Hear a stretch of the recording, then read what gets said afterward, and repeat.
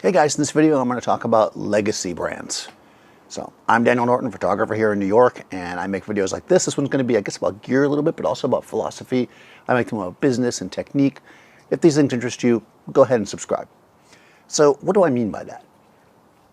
What I mean is that when there's certain brands that have been around for a long time, they've kind of earned their keep, especially in the professional world. They are the brands that pros use, that kind of stuff, right?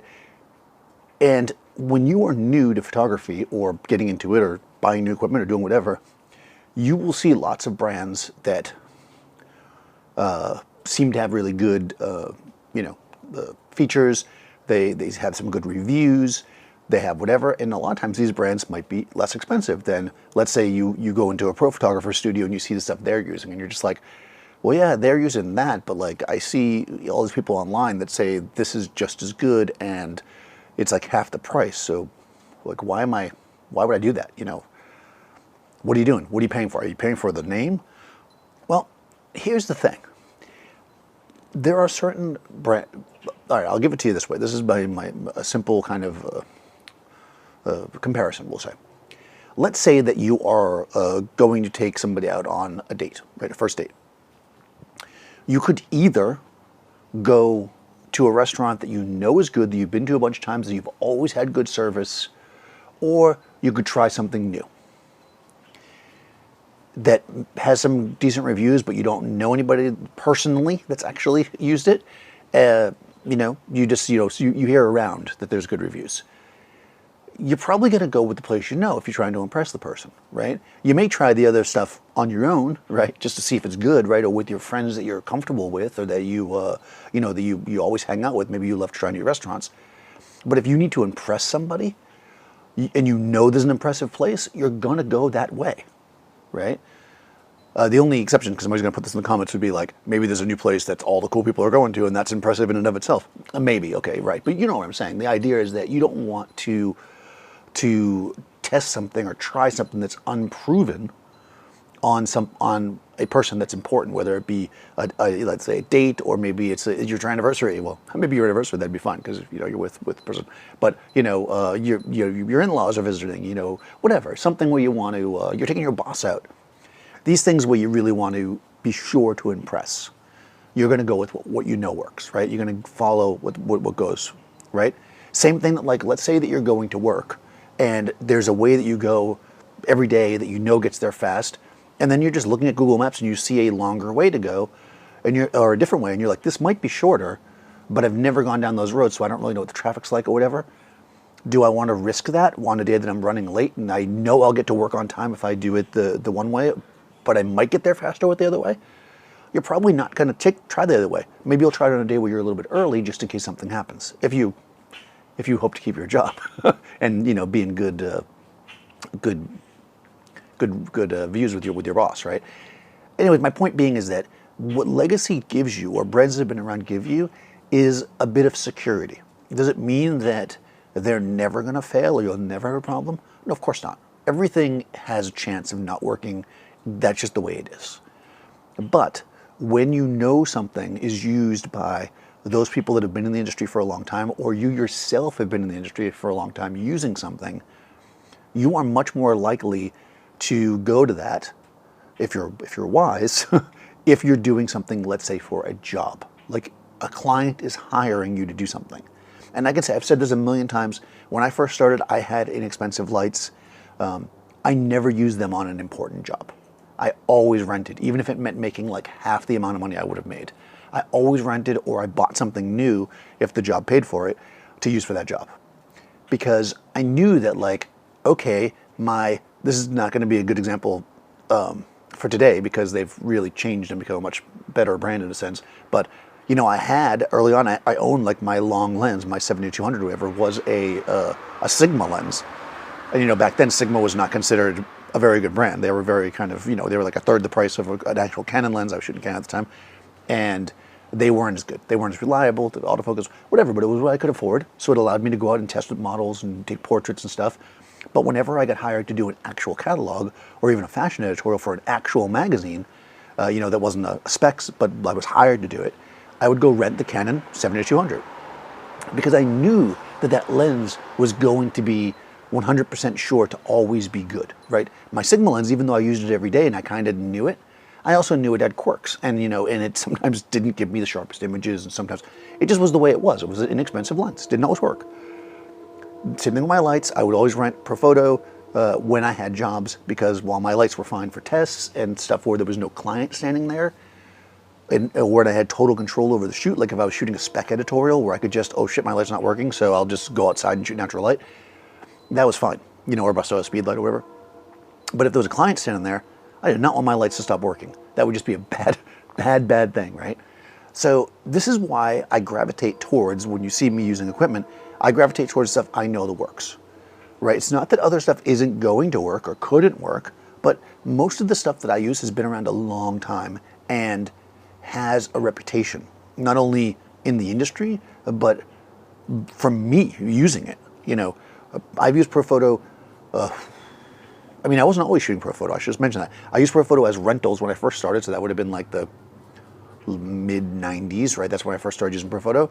And then I bought Profoto, to replace the other lights I have. Then I sold Profoto and went all hot lights for a while, which I was using Dado lights. Again, top of the line, new, proven. Again, I had Lowell lights. I already had Lowell lights, which are like cheaper. I've talked about Lowell before. And Lowell is fine. But I bought Dado when I was going to start using, constant lights as my main light sources.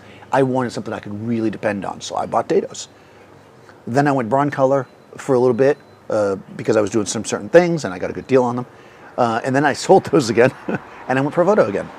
And I did that for battery. At the time, I had one battery-powered Broncolor, and the rest were all plug-in.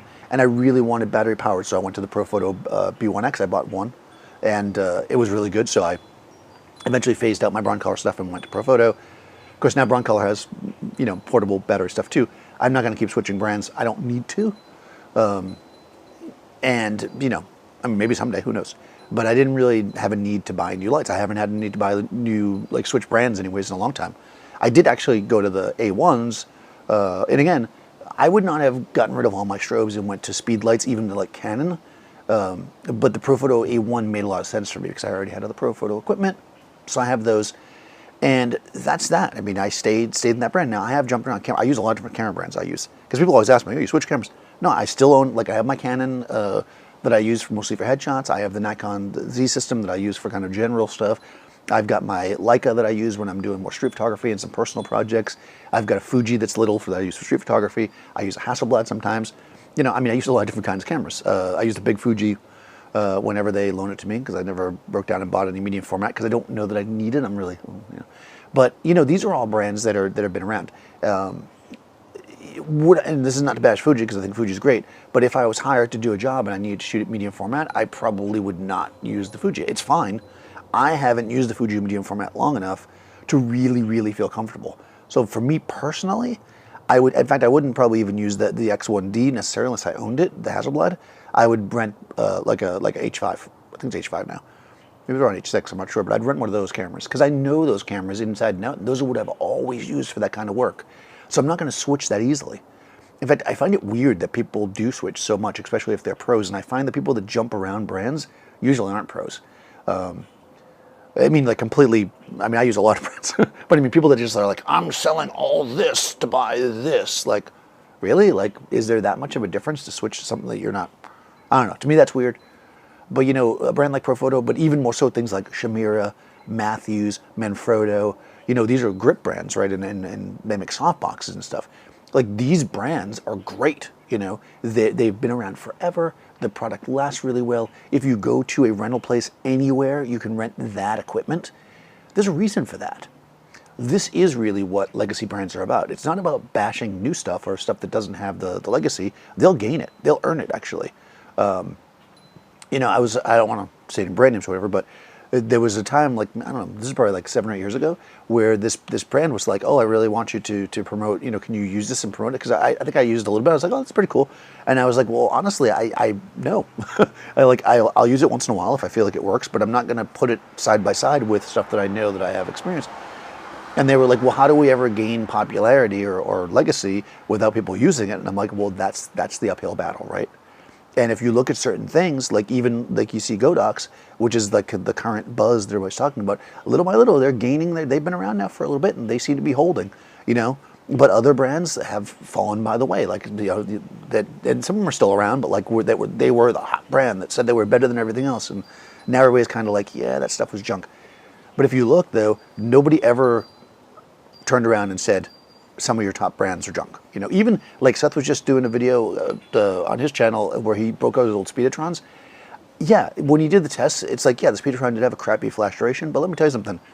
I would take a Speedotron kit for most work over most of these like cheaper new monolights, because I just know that I can rely on the Speedotron. Like I have no fear that Speedotron is going to give me a problem. It's such a basic thing that just works. So to me, you know, that's what I would do. I mean, but again, that's probably because I am steeped in the experiences that I've had. And you'll be steeped in the experiences that you've had. So in 10 years, let's say you're starting out now and you are using, let's say you're using, Godox, let's say, because that's what I just put them up. People are going to put 100 Godox things in the description, so I might as well, the comments, so I might as well mention them. So let's say you're using Godox now. Okay. In 10 years, you might be the guy sitting on your porch and making a video being like, I use Godox because I've used them for 15 years. Yeah. But I've used Profoto for, over 20. And there is no way that I would ever fear that I would be on a big client project and have it go down. Can it happen? Yes. Is it more likely to happen than with other brands? I don't know, but I do know that it's more likely to work for me because that's been my experience, and that's been the experience of so many pros. So that's really what it comes down to me, I think. What's funny about Sony, actually, you mentioned Sony, is that I remember years ago, this was probably like, maybe just before the A7X, whatever the A7, no, A7 I think it was called, the one that was 12 megapixels that shot like a super low light. That was their big pitch. I mean, everything shoots in super low light now, but it was like, that was their big deal. Right before they came out, Sony had bought Minolta, and I was discussing with a bunch of camera people, and we were like, man, Sony, that just seems like, why wouldn't they try to like make the Minolta brand, be their pitch instead of like changing their name, changing all names over to Sony, because people think of Sony as like electronics. But Sony was smart. It took them a little while, but they got these people. They must have realized that or they were lucky that all these people that were into electronics and been playing with their Xboxes and buying their Sony computers and doing whatever, when they went to get a camera, they recognized that name. It's only us that are in the photo industry that think, oh, Minolta or Canon or Nikon. I mean, you talk to people who don't really have anything to do with photography, and they don't know what Nikon is or Canon, but they know Sony. So I think that they were smart actually to go with the Sony name, even though we were having this discussion going, maybe they should have went Minolta. So there you go. Who knows, right? Maybe legacy names work for some things, but not for others. And I think that is really kind of part of the point that I'm making here, or trying to make anyways, in my rambling, is that I'm not telling somebody they should do or shouldn't do. And also keep in mind that the vast majority of techniques that you're going to learn, especially from me, on any of my videos, you could be using just about anything. Sometimes I do specifically point out that a certain light is needed for this, most often with like specialty stuff like a data light. But the vast majority of times, if I'm showing you how to bounce a light to create a certain look, like what I did with my maybe 3 videos ago with Farrow and Adorama, where I set up the V-flats and bounced it around and create like that cove of light, you could do that with anything. You could do it with hot lights. You could do it with your small flashes. You could do it with Profoto, which is what I used. You could do it with Godox. You could do it with Dynalight. You could do it with Speedotron. That technique works. It's just a way to bounce light. So don't feel restricted just because you see somebody using something that isn't the thing that you use. It's kind of like you looking at my work and really loving it and being like, man, I would love to have a portrait made by Daniel, but I don't see him posting anything that has somebody with red hair. So maybe he can't shoot redheads. Like what?